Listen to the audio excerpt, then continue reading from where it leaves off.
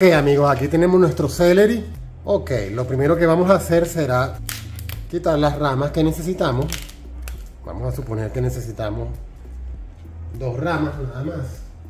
Vamos a cortar esta parte de del celery, las ramas. Vamos a cortar este pedazo también. Y tenemos nuestros 2 tallos de celery o apio. Estos 2 tallos los vamos a lavar bien con agua tibia para quitarles cualquier sucio, cualquier tierrita que tengan. Ok amigos, ya tenemos nuestro celery lavado. Vamos a proceder a cortarlo. Va a depender también de qué tipo de preparación quieren. En este caso vamos a cortarlo en dados pequeñitos. Vamos a cortarlo aquí por la mitad.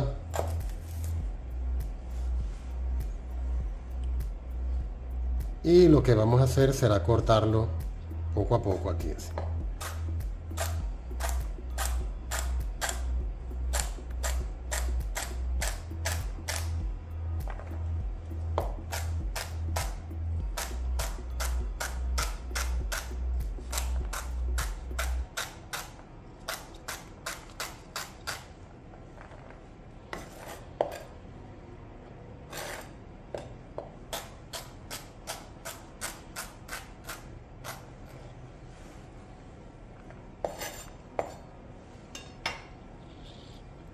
Vamos a cortar el otro pedazo.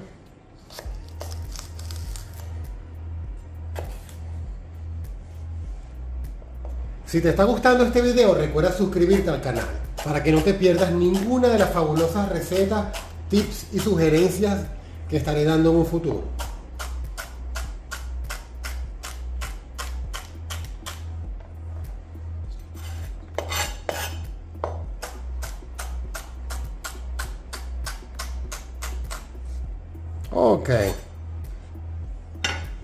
Ok amigos, ya tenemos nuestro celery ya cortado en dados pequeños. Fácil y sencillo. Listos para cualquier preparación y todas tus comidas.